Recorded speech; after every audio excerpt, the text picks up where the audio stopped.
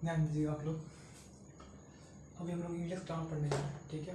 ये लेक्चर 4 है, English grammar का चौथा लेक्चर है, ठीक है। ये पहला लेसन ये आर्टिकल्स ए एंड द, इसलिए इस आर्टिकल्स का चौथा पार्ट है, ठीक है। लेक्चर भी 4 है, उसका चौथा पार्ट भी है, क्योंकि ये पहला लेसन है, ठीक है।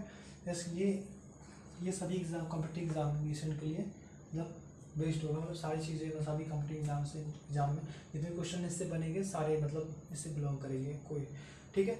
ये आप ध्यान दीजिएगा। हाँ, सब्जेक्ट हो गया, लेक्चर 4 है, आर्टिकल्स के बारे में ये अंदर बारे में पढ़ेंगे, चौथा पार्ट है इसका। ये किसी भी मतलब सभी कॉम्पिटिटिव एग्जामिनेशन के लिए पॉइंट ऑफ व्यू से ये वीडियोस बनाई गई हैं, ठीक है। तो आगे हम बढ़ते हैं।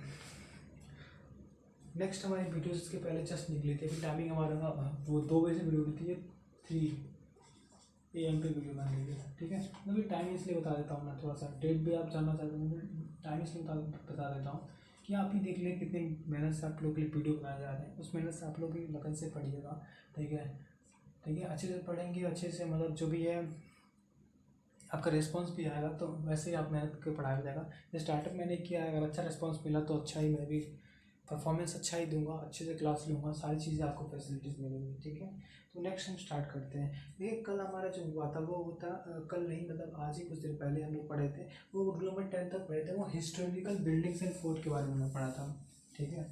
हिस्टोरिकल बिल्डिंग और फोर्ट के बारे में पढ़ा था, तो ध्यान दीजिएगा, ठीक है। वो चीज़ खत्म हो गई थी ना, रूल नंबर 11 पढ़ा था हम लोग।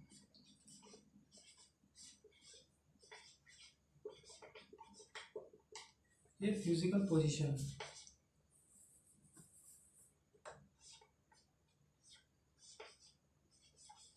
फिजिकल पोजीशन, इसका मतलब क्या होता है कि भौतिक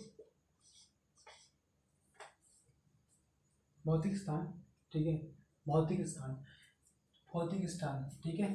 कि मतलब रूल कह सकते हैं, भौतिक स्थान का मतलब नियम भी कह सकते हैं, या फिजिकल पोजीशन, ठीक है। जैसे क्या फिजिकल पोजीशन आपने सुना होगा कि फर्स्ट किसी भी है, फर्स्ट सेकंड थर्ड फोर्थ, या बोलते हैं लास्ट, या सेकंड लास्ट, या फोर्थ लास्ट, या हम बोलते हैं टॉप बटन, ठीक है, सेंटर। ये सारी चीज़ें क्या है, ये किसी भी भौतिक स्थितियों की दर्शाती है, स्थिति को दर्शाती है, स्थान को दर्शाती है। तो वहाँ पे हम आर्टिकल द का यूज़ करते हैं। एग्जाम्पल देख लीजिए, जैसे मैंने क्या होता है, जैसे होता है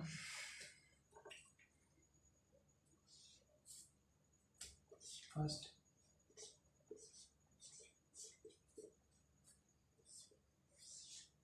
second,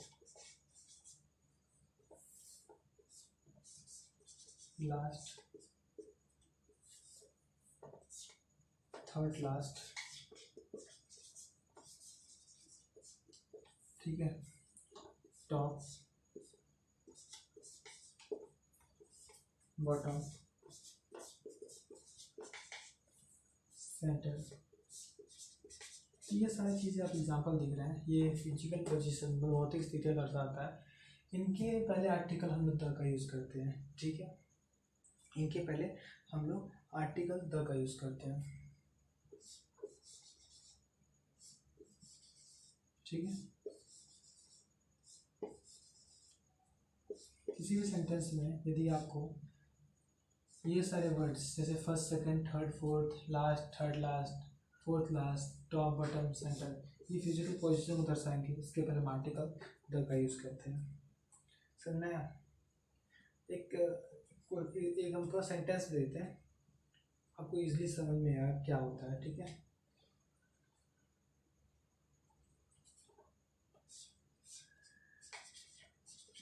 answer to the second questions in this book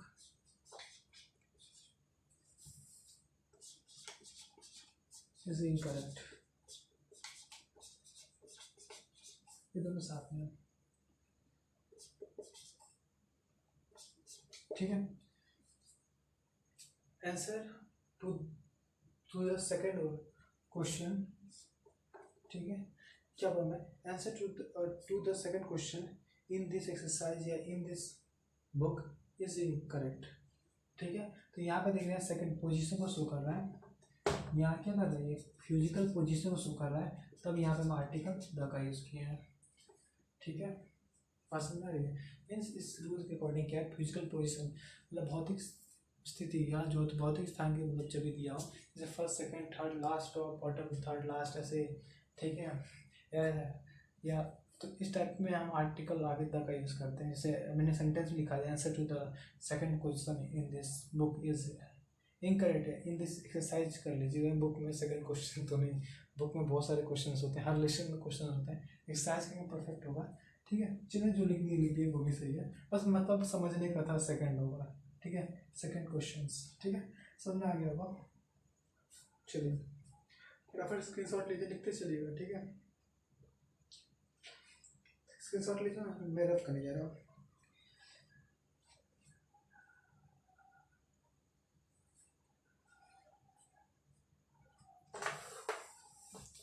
चलिए एक बात ध्यान दीजिएगा, रूल नंबर 11 हो गया।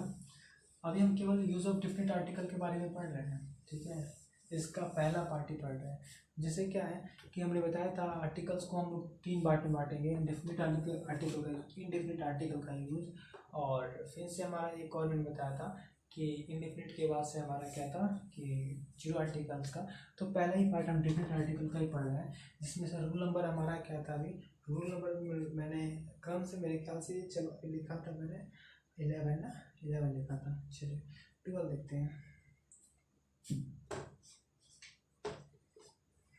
फिजिकल पोजीशन के बाद से रूल नंबर 12 होगा, वो होगा वार्स और रेगुलेशंस। Wars regulations. ठीक है, इसका मतलब समझिएगा, वार्स मतलब युद्ध होता है, रेगुलेशन मतलब क्रांति होती है। लिखना हो मेरे लिखते चलेगा, वार्स मतलब युद्ध होता है, रेगुलेशन मतलब क्रांति होती है। मतलब किसी भी मतलब कि कोई भी सेंटेंस में, ठीक है, किसी युद्ध का नाम दिया हो या किसी क्रांति का नाम दिया हो तो उसके पहले हम आर्टिकल द का यूज़ करते हैं। इस नियम के अनुसार रूल नंबर 12 के अकॉर्डिंग किसी भी सेंटेंस में वार्स दिया हो, रेगुलेशन दिया हो तो उसके पहले हम आर्टिकल द का यूज़ करते हैं। एग्जाम्पल देखेंगे आप, देखिए एग्जाम्पल में द फर्स्ट, एक काम करते हैं ना, बड़ा सा जगह कम हो जाएगी। Example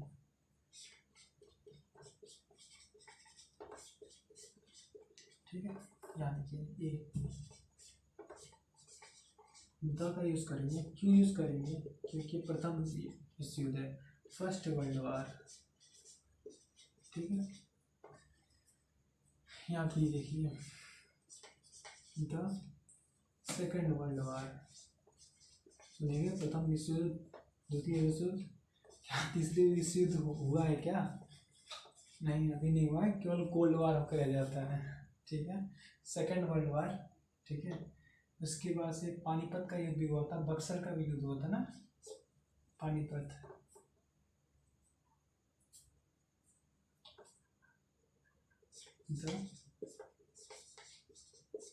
battle of Panipat, Panipat या D the battle of Buxar का यूपी अपने नाम सुना होगा, battle of Buxar, battle of Buxar. ठीक है, तो यहाँ आप देख रहे हैं ये सब युद्ध के नाम ही है। The first world war, the second world war, the battle of Panipat, the battle of Buxar, ये सारे युद्ध के नाम हुए। थोड़ा हम चलते हैं रेवोल्यूशन की ओर भी चलते हैं। थोड़ा फ्रेंच रेवोल्यूशन हो गया, और कौन सी क्रांति हुई थी? देखो फ्रेंच जो है होता है औद्योगिक क्रांति होता है, श्वेत क्रांति होता है, हरित क्रांति होता है, बहुत सारी क्रांति आपने सुना होगा। ठीक है, श्वेत क्रांति, हरित क्रांति, फ्रेंच रेवोल्यूशन, इंडियन रेवोल्यूशन, ठीक है, औद्योगिक क्रांति, इंडस्ट्रियल रेवोल्यूशन।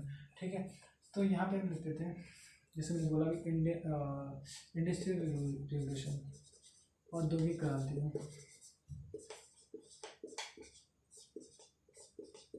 ठीक है, तो यहाँ भी हम लोग आर्टिकल द का यूज़ करेंगे। यह क्या है, मैंने बोला फ्रेंच रेवोल्यूशन, यहाँ पे लोग एक क्रांतिकारी है, क्रांति आ रही, ठीक है, क्वेश्चन क्रांति, ठीक है। देखो वास युद्ध और क्रांति जितनी भी थी, ठीक है, क्रांति, उनके पहले हम आर्टिकल तक का यूज़ करते हैं। ये सारे युद्ध हो गए, first world war, second battle of अक्षर, इंडस्ट्रियल रेवोल्यूशन, जैसे फ्रेंच रिवोल्यूशन, ये क्रांतियाँ हो गई। तो यहाँ पे हम आर्टिकल तक का यूज़ करते हैं। इनमें कुछ एजप्शन भी है, आप ध्यान दीजिए। एजप्शन अपवाद है, क्या है? अपवाद है। अपवाद क्या है, बात ध्यान दीजिएगा। जैसे मैं बताता हूँ कि यहाँ पे आर्टिकल तक का यूज़ करेंगे नहीं करें, आप बताइएगा। यदि हम दे रहे हैं वर्ल्ड वार फर्स्ट, देखिए सेंस एक ही है, फर्स्ट वर्ल्ड वार या वर्ल्ड वार फर्स्ट, ठीक है। ए बी क्या हो गया, वर्ल्ड वार सेकेंड। क्या यहाँ पे हम आर्टिकल तक का यूज़ करेंगे क्या, बताइएगा, करेंगे क्या?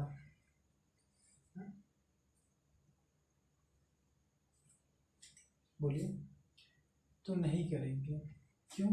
देखिए जब भी ये राइट साइड में रोमन नंबर देगा, क्या देगा, राइट साइड में रोमन नंबर देगा, ठीक है, तो हम आर्टिकल का यूज़ नहीं करते हैं। रोमन नंबर किस साइड में दिया है, राइट साइड में दिया है, तो हम आर्टिकल का यूज़ नहीं करते हैं। कभी भी ऐसे वर्ड मिल जाए ना कि ये युद्ध के नाम है, world war first, world war second, लेकिन जब भी रोमन नंबर राइट साइड में मिल जाएगा हम आर्टिकल का यूज़ नहीं करेंगे, ठीक है। देखो सेम मतलब था, first world war, world war first, तो चीज़ सेम है, ठीक है। लेकिन ये क्या है ना कि ये एक नेम को दर्शाता है, ये पहले युद्ध हुआ था वो उसकी पोजीशन को दर्शाता है। ये पोजीशन नहीं मतलब कि फर्स्ट जो युद्ध हुआ था वो दर्शाता है, मतलब जब भी यहाँ फर्स्ट देता है ना, वर्ल्ड वार फर्स्ट, तो विश्व का जो पहला युद्ध हुआ था, ये नेम को नहीं शो कर रहा है, ये फर्स्ट वर्ल्ड वार, ये नेम को शो कर रहा है, उसका नाम ही रख दिया गया है कि फर्स्ट वर्ल्ड वार था, ठीक है। तो इसलिए तो सिंपली समझ लीजिएगा कि फर्स्ट, देखो किसी भी युद्ध के आगे हम आर्टिकल तक का यूज़ करते हैं, ठीक है। बट ऐसे वर्ल्ड वार फर्स्ट दे दे, मतलब रोमन में दे देगा कहीं भी राइट साइड में, ठीक है, तो हम लोग आर्टिकल तक का यूज़ नहीं करेंगे। क्योंकि वर्ल्ड का यार हो, पानीपत में भी कई युद्ध हुए थे, ठीक है, उनमें फर्स्ट सेकंड थर्ड दे देगा, फोर्थ ऐसे करके दे देगा, कहीं भी रोमन में, तो वहाँ पे हम आर्टिकल तक का यूज़ नहीं करेंगे। या एग्जाम्पल में समझ में आ गया आपको, क्लियर हो गया ना? क्लियर हो गया तो हम लोग बस इतना ही, मतलब रूल नंबर 12 खत्म हो गया, ठीक है। इसको फटाफट नोट कर लीजिए, स्क्रीनशॉट ले लीजिए फटाफट, ठीक है, नोट कर लीजिए, अगर जो बचा हुआ स्क्रीनशॉट ले लीजिए।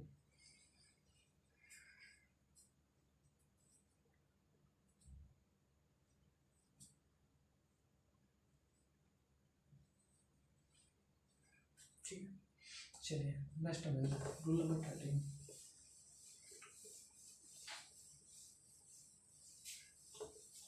रूल नंबर 13 में आता है,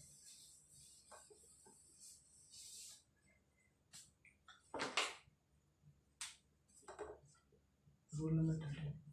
रूल नंबर 13 क्या है, heavenly bodies,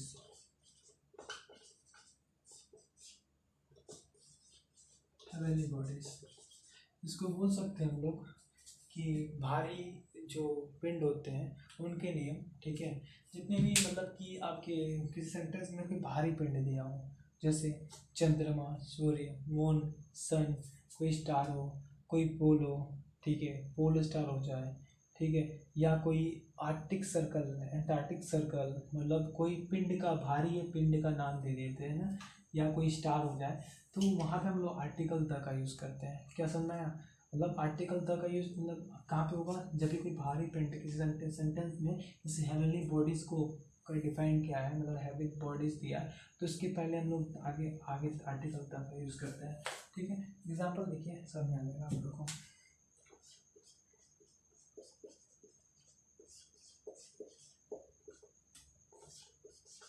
the moon, the sun, the star, the pole, या नॉर्थ पोल भी बोल सकते हैं, पोल भी बोले कोई, वो भी सही है, ठीक है। नॉर्थ पोल, साउथ पोल भी होता है ना, होता है, नॉर्थ साउथ, ठीक है, ऐसे जो बनता है मतलब लोग, ठीक है, तो साउथ पोल, ठीक है। उसके बाद से और भी हो सकता है, द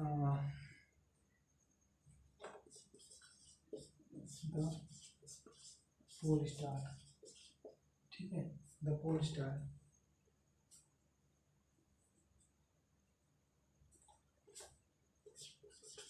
आर्टिक और एंटार्क्टिक सुने होंगे, Arctic circle, the Antarctic circle, Antarctic,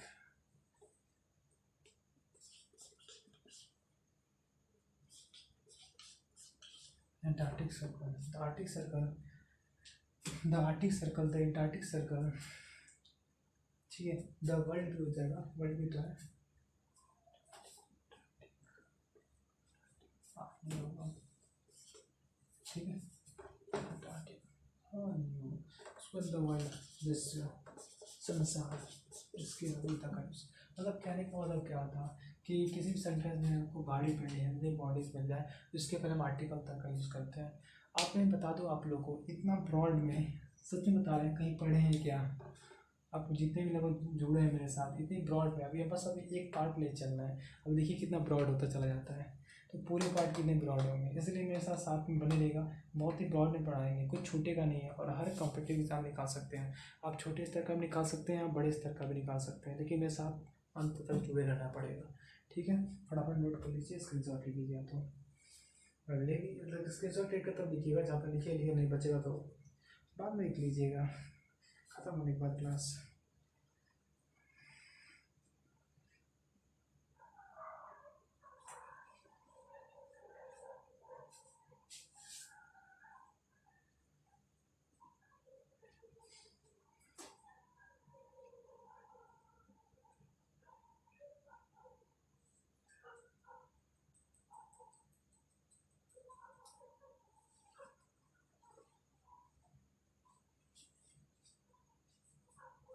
चलिए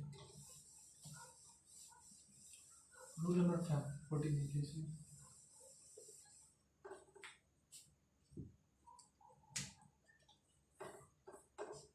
देखिए ये कुछ फैमिली लिख लीजिए, पता नहीं क्या नाम है, समझ में नहीं आ रहा, फैमिली लिख लीजिए, ठीक है। समझ नहीं आ रहा क्या करें, फैमिली का नाम नहीं, ये नहीं भी क्लियर नहीं हो रहा है मुझे क्या लिखूँ।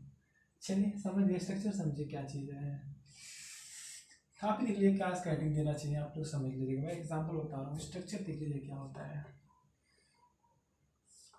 जैसे मैंने क्या बोल दिया, सरनेम होता है ना, सरनेम में यस लगा देंगे, सरनेम प्लूरल सरनेम लिखो ऐसे, प्लूरल सरनेम, जैसे गुप्ताज, मौर्याज, ठीक है, मौर्याज, ठीक है। कहने का मतलब मैं क्या समझाना चाहता हूँ यहाँ जानने के लिए, एग्जाम्पल दीजिएगा, मैं ये समझाना चाहता हूँ, जैसे मैंने बोला मौर्य, मौर्य, ठीक है, मौर्य, मौर्य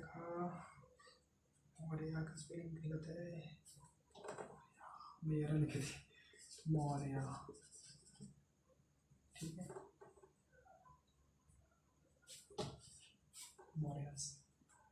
यहाँ आप देख रहे हैं कि मौर्य फैमिलीज है, उसके आगे प्लूरल मौर्य लिखा है, तो ये मौर्य क्या शो कर रहा है मैं बताऊँ आपको, ये मौर्य जो शो कर रहा है, ये मौर्य की पूरी होल फैमिली को शो कर रहा है। मतलब एक मौर्य मतलब कि एक जो भी ये जात के जायसवाल से बोल रहे हैं वो, ठीक है, और भी शब्द होते हैं, गुप्ताज हो गया, ठीक है, त्रिपाठीज हो गए, ठीक है, ठीक है। तो इन सारी चीज़ें में क्या है कि अगर यस लगाओ, प्लूरल दिखाओ, ठीक है, हाँ एपोस्ट्रोफी यस नहीं, यहाँ नहीं एपोस्ट्रोफी यस हो गया तो वहाँ पे नहीं, गलत है, ठीक है, तो वहाँ पे केवल एक पर्सन की बात की जा रही है। अगर यस लगा दिया, ये होल फैमिली किसको शो करेगा, ये पूरे होल फैमिली को, तो जब ये होल फैमिली को शो करेगा तो यहाँ पे होल फैमिली लिख लीजिएगा, तब लगता है सही हो जाएगा, ठीक है।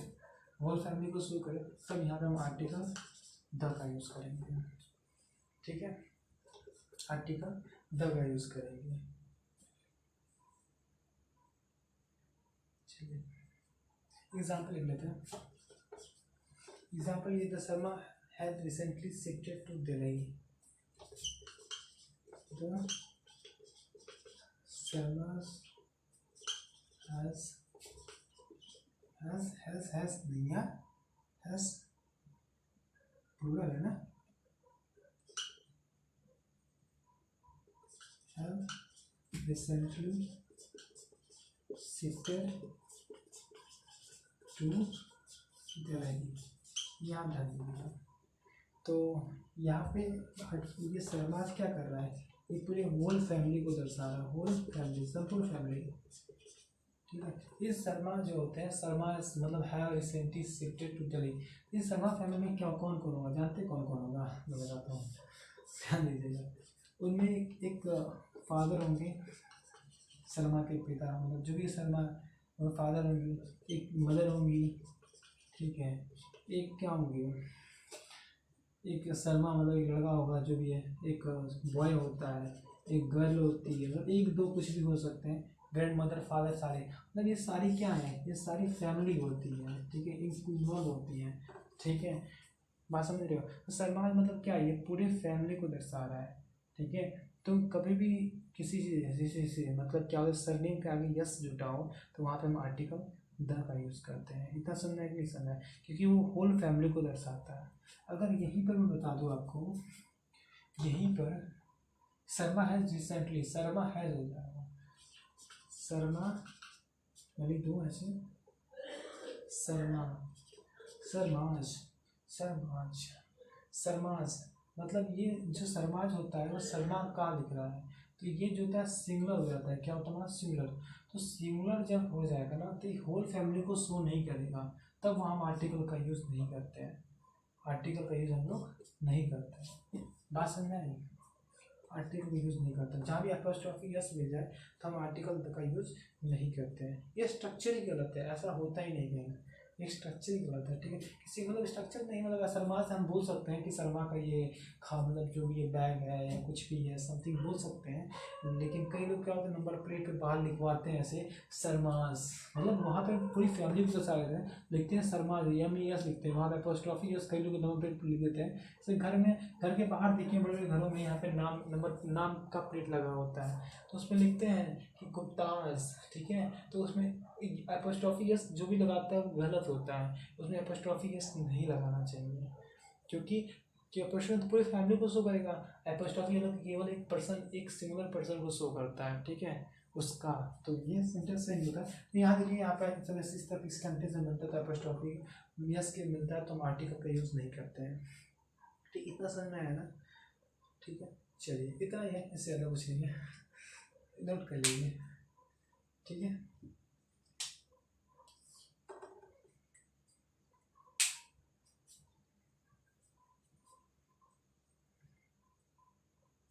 नोट कर लीजिए आप।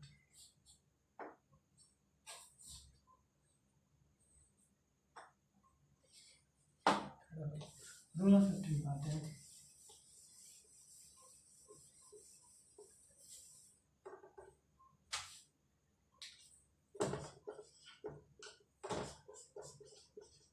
नॉन पर्टिकुलर, वो निश्चित संज्ञा बोल सकते हैं, ठीक है, निश्चित संज्ञा जहाँ भी होगा तो वहाँ पे आर्टिकल को यूज़ करते हैं। तो वो इसमें एग्जांपल दे के समझाएंगे तो समझें, अब ध्यान समझने में कहना क्या चाहता हूँ, ठीक, एग्जांपल दे तभी समझाएगा, लेकिन ध्यान समझना क्या कहना चाहते हैं, ठीक है, तभी समझाऊंगा। ये एक दो दो एग्जांपल लेंगे। The boy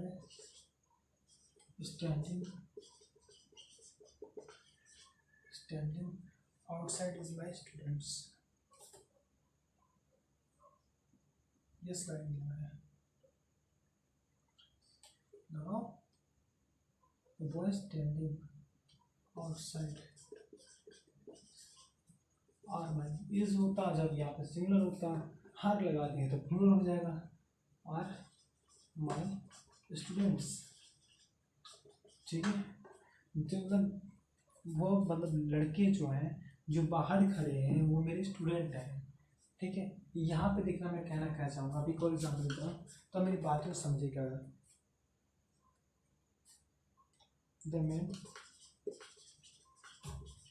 sitting on that bench, on that bench is my friend, ठीक है। यहाँ पर ध्यान रखिएगा, देखिए नॉन पर्टिकुलर में लिखवाना एक बताना क्या चाहता हूँ, ठीक है। इसमें क्या होता है कि इसमें अननोन नाउन के बारे में बताया जाता है, ठीक है। अननोन नाउन के बारे में नहीं बताया जाता है, तो कोई इसमें ऐसा कुछ नहीं है कि अननोन नाउन के बारे में बताया जाता है, ठीक है। जैसे मैं बोला क्या, मैं ध्यान देंगे, मैंने पीछे बोला कि अननोन नाउन के बारे में ऐसा कुछ नहीं है कि इसमें कई अननोन नाउन है, ऐसे कहीं इसमें है।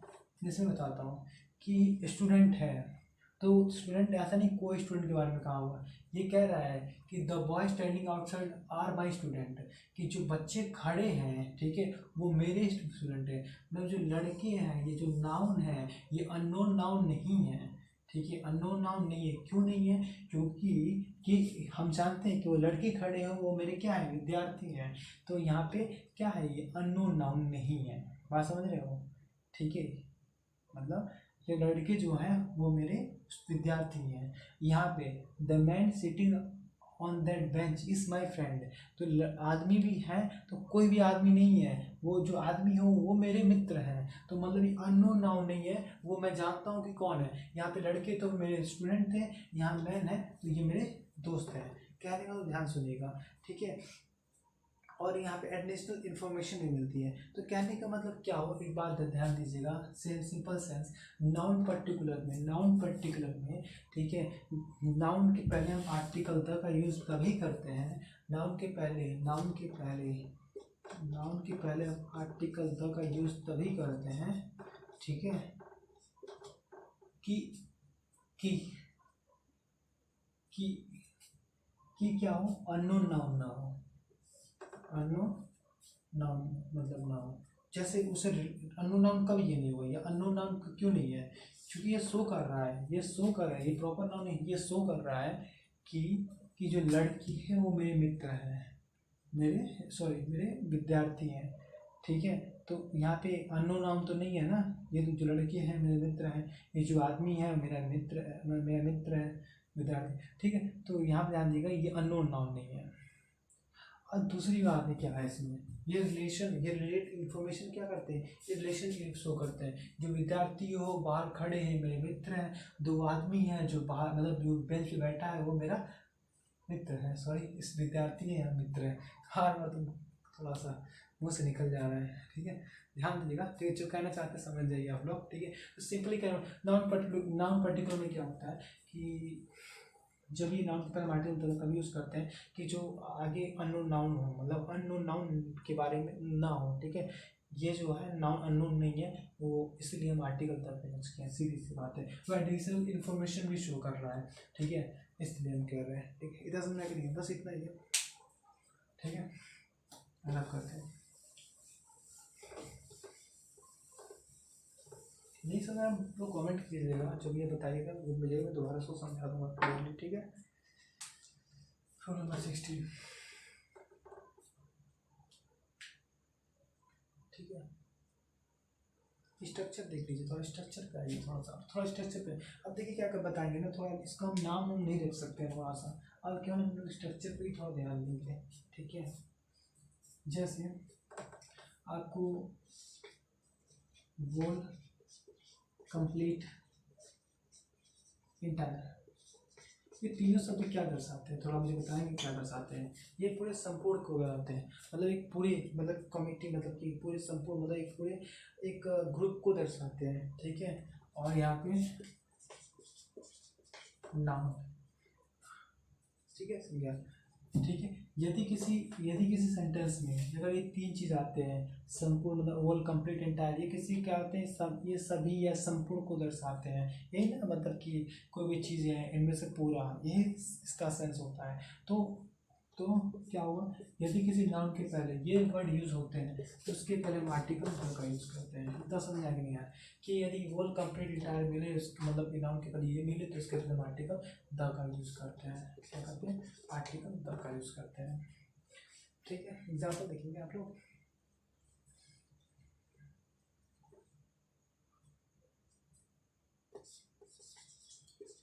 The whole books are full of किस चीज़ से भरी होती है? फुल ऑफ प्रिंटिंग या पेंटिंग में, पेंटिंग देते हैं, कलाओं से भरी हुई है, ठीक है, प्रिंटिंग या पेंटिंग हो जाएगा, ठीक है। तो यहाँ आप देख रहे हैं नाउन है, इसके पहले रोल दिया हुआ है, रूल के अकॉर्डिंग संपूर्ण को दर्शाता है, रूल के अकॉर्डिंग आप, तो यहाँ पर हम आर्टिकल द का यूज़ करेंगे। क्या समझ नहीं आया? समझ आया ना? किसी भी सेंटेंस का नाउन उसके पहले होल कंप्लीट इंटायर दिया, उसके पहले आर्टिकल द का यूज़ करें। सेंटेंस एग्जाम्पल देख लीजिए, एग्जाम्पल है तो whole books are full of painting, तो देख रहे हैं नाउन के पहले होल, तो उसके पहले आर्टिकल द का यूज़ होगा, ठीक है। फटाफट नोट्स कर लीजिए, स्क्रीनशॉट लीजिए, आगे बढ़ते हैं।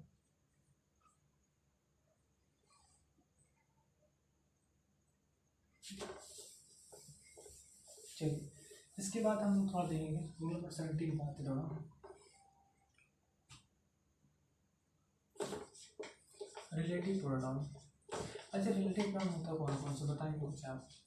जल्दी बताइए, अरे मन में सोचिए क्या होता है। आप लोग समझ अगर नहीं बता पा रहे तो समझ लीजिए क्या ग्रामर आता है आप लोग को, कुछ नहीं आता इसका मतलब। हाँ, अगर बता लेंगे तो और बेहतर है, अच्छे हैं, ठीक है। थोड़ा सा और मेहनत कीजिए और अच्छे बन जाएंगे, ठीक है। देखिए यहाँ पर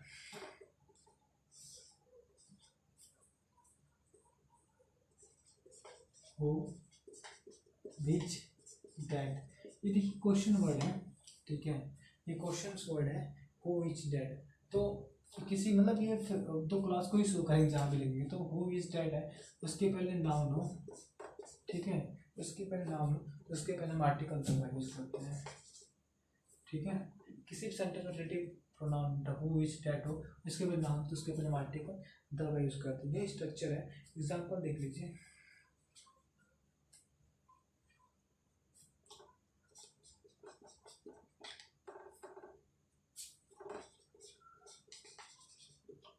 this is the book, this is the book. अब क्या लगाते हैं, हु विच दैट में क्या लगाते हैं, विच लगाएं, विच आई वाज लुकिंग फॉर, ठीक है। ये जो बुक है जिसको मैं देख रहा था, ठीक है, इसके बारे में देख रहा था मैं, इसके लिए देख रहा था, ठीक है। तो यहाँ पे देख रहे हैं क्या कि विच रिलेटिव प्रोनाउन है, रिलेटिव आरपी मतलब रिलेटिव प्रोनाउन है, ठीक है। और यहाँ पे ये देख रहे हैं नाउन है, तो उसके पहले आर्टिकल का यूज़ हुआ है, ठीक है। तो जहाँ भी आपको रिलेटिव प्रोनाउन मिले, ठीक है, तो उसके पहले नाउन के पहले हम आर्टिकल तक यूज़ करते हैं। एक और एग्जाम्पल दे देते हैं, इस नंबर को पूछ दिया है,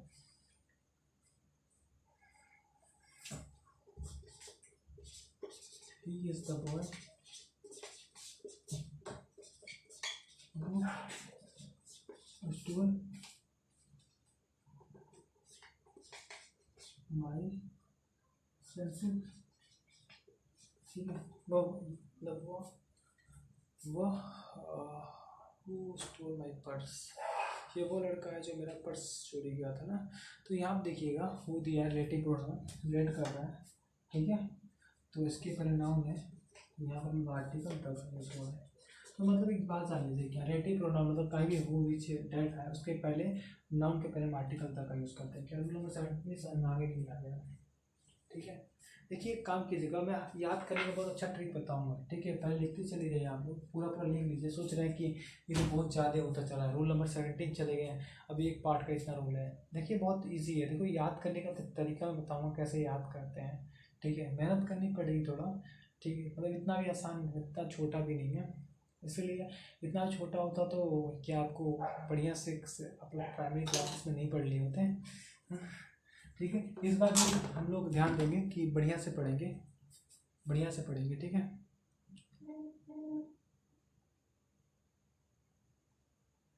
ठीक है, बढ़िया से पढ़ेंगे। चलिए अभी आगे बताएं कि रहने दे, अभी वीडियो 24 मिनट का हो गया, एनफ हो रहा है, ठीक है।